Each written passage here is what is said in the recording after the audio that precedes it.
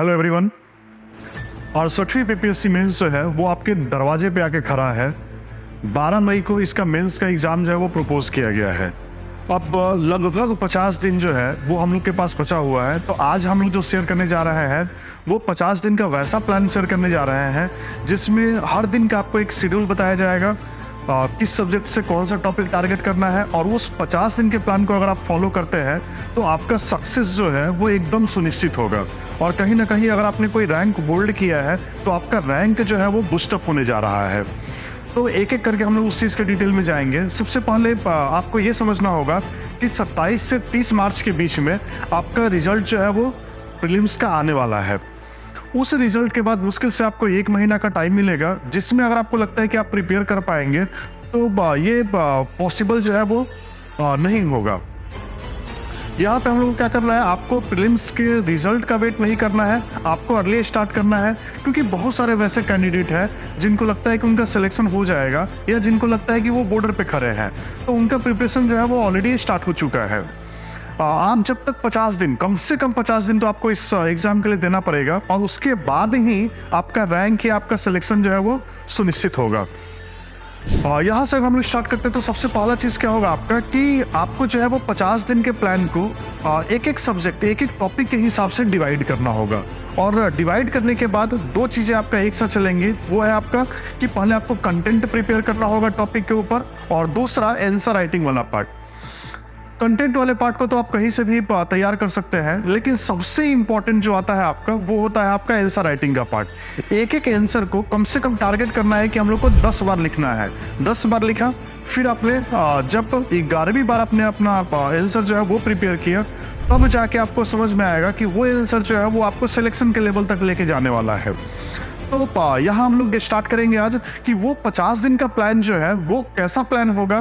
पहले दिन आपको क्या करना है, आपको डे 2 पे क्या करना है, आपको डे 3 पे क्या करना है।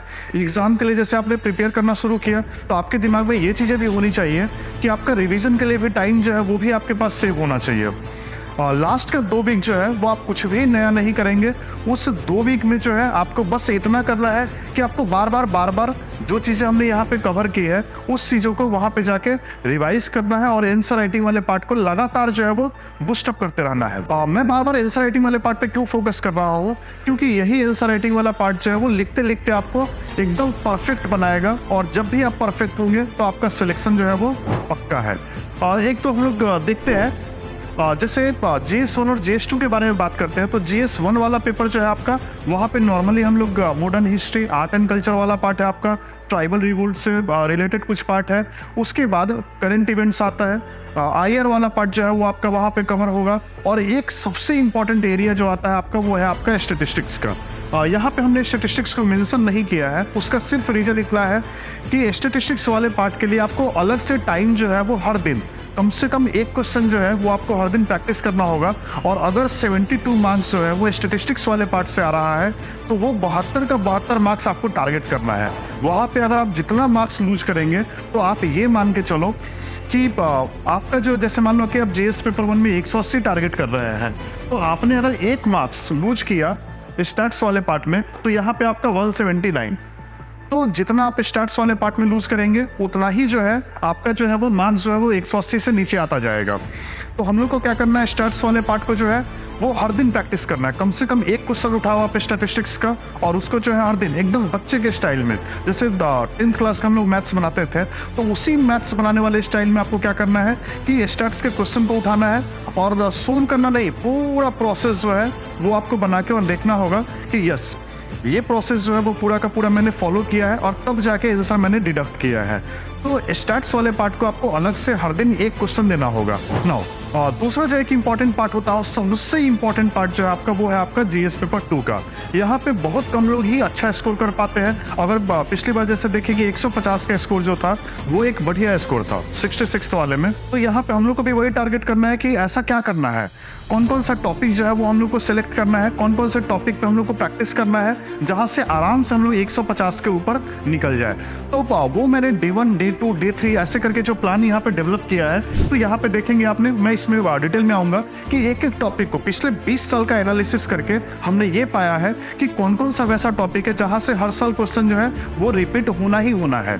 तो उस टॉपिक को हमने यहाँ पे शेड्यूल में बनाया है और यहाँ पे हम लोग ये करेंगे कि हर एक दिन एक टॉपिक को टारगेट किया आपने एक सब्जेक्ट से, दूसरे दिन जो आपका दूसरा टॉपिक टारगेट कर रहे हैं, तो वैसे करके एक-एक टॉपिक को हम लोग टारगेट करना शुरू करेंगे और फिर जो है अपना 50 दिन का प्लान जो है उसको अच्छे से इम्प्लीमेंट करेंगे। तो सबसे पहला चीज़ ये है आपको कि ये प्लान अगर आपको एग्जीक्यूट करना है तो इसके लिए आपका डिटर्मिनेशन जो है वो बहुत ज़्यादा ज़रूरी है।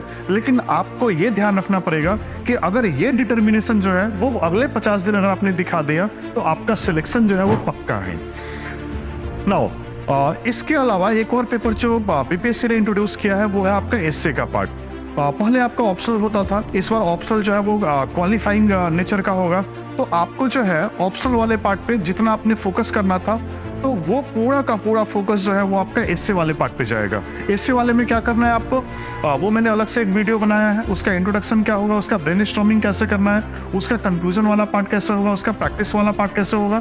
तो वहाँ पे हमने एक सेपरेट वीडियो बनाया है, उसको जाके आप फॉलो कर सकते हैं, देख सकते हैं। तो वहाँ से एसए के बारे में आइडिया लगेगा। लेकिन आज हम लोग का जो वीडियो है वो इस चीज़ पे है कि ये 50 दिन का कौन सा प्लान होना चाहिए, आपका टाइम मैनेजमेंट कैसे होना चाहिए कि आप जो है इस 50 दिन के अंदर अपना पूरा जितना भी सिलेबस में मेंशन किया हुआ है सारे टॉपिक को आप टच करेंगे और उससे रिलेटेड जो है एक बढ़िया नोट्स प्रिपेयर करेंगे और उसके बाद उसके ऊपर आंसर राइटिंग का प्रैक्टिस करेंगे।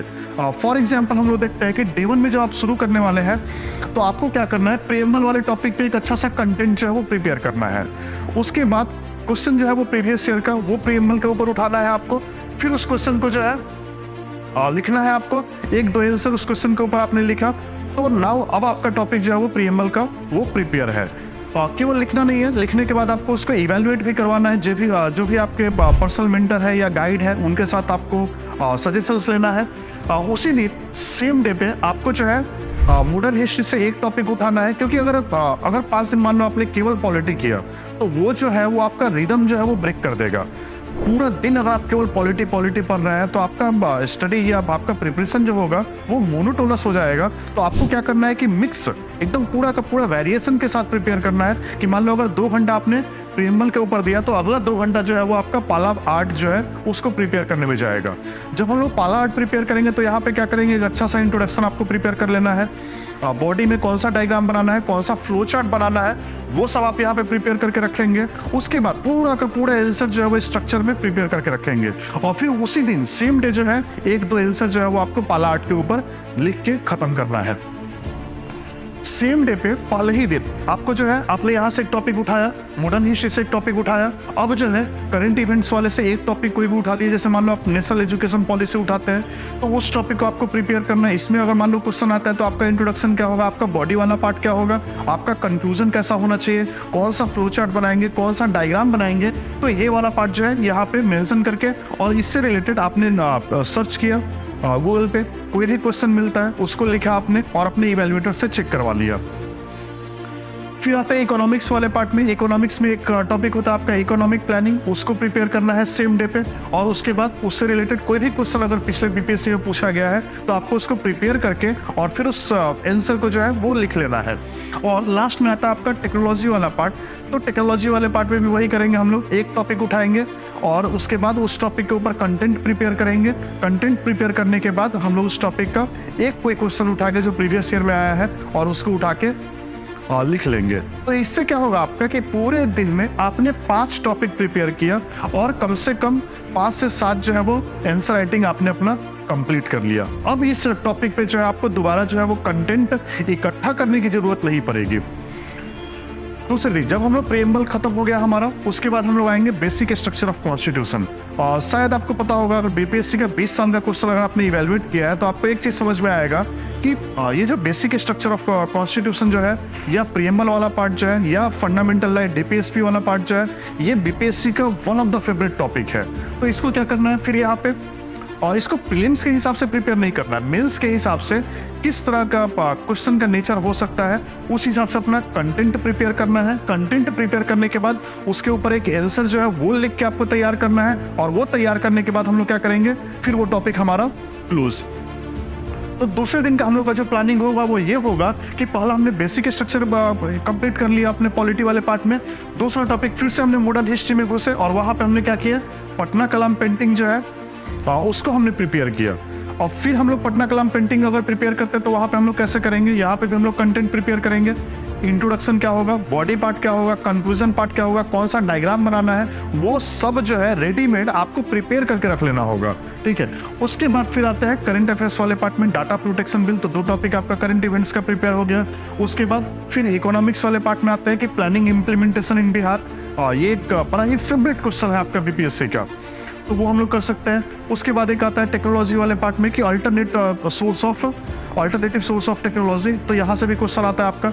तो वैसे करके एक एक टॉपिक को हमने यहाँ पे आइडेंटिफाई किया है कि अगर आप इसी चीज़ को कंटिन्यू करते हैं तो लगभग 50 टॉपिक जो है वो आपका पॉलिटी पार्ट से क्लियर होगा, लगभग इकोनॉमिक्स से आपका 30, 40, 45 टॉपिक जो है वो कवर होगा आपका। हिस्ट्री वाले पार्ट में एक एक टॉपिक जितना भी आपका मेंशन किया हुआ है सारे टॉपिक को एक एक करके हम लोग यहाँ पे कवर कर सकते हैं, चाहे वो मुन्ना रिवोल्ट का क्वेश्चन हो, चाहे वो संथाल रिवोल्ट का हो ना। उसे इस बार जो सबसे क्लिकिंग पॉइंट है वो ये है कि जीएस का पैटर्न जो है वो चेंज हुआ है।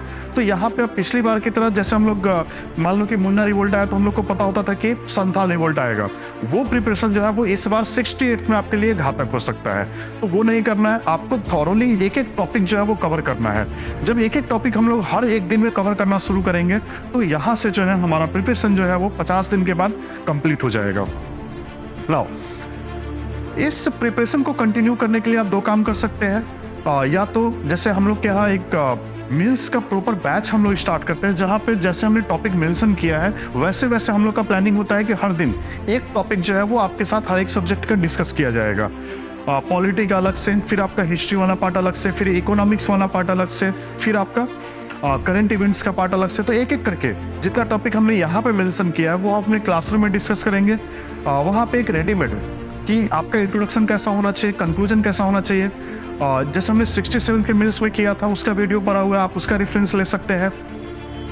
तो पूरा एक रेडीमेड वे जो होता है आपका प्रिपरेशन का वो आप कर सकते हैं। दूसरा एक तरीका उसमें इंटेंसिव आंसर राइटिंग भी चलेगा आपका। दूसरा एक तरीका होता है आपका कि आप चाहे तो हम लोग का जो answer writing practice test series जो है वो आप ज्वाइन कर सकते हैं। आंसर राइटिंग वाले पार्ट में सबसे इंपॉर्टेंट होता है आपका कि आपने जो लिखा है उससे मतलब नहीं है, आपने लिखा कैसे है, आपने चीज़ों को प्रेजेंट कैसे किया है, क्या आपने उसको करंट से रिलेट किया है, क्या आपका इंट्रोडक्शन जो है वो टॉपिक के साथ रिलेट कर रहा है, क्या आपका स्ट्रक्चर जो है, जो बॉडी वाला पार्ट है वो जो है क्वेश्चन के डिमांड को फुलफिल कर रहा है, क्या आप जो कुछ वर्ड्स जो होते हैं वो आपने यूज़ किया अपने आंसर में।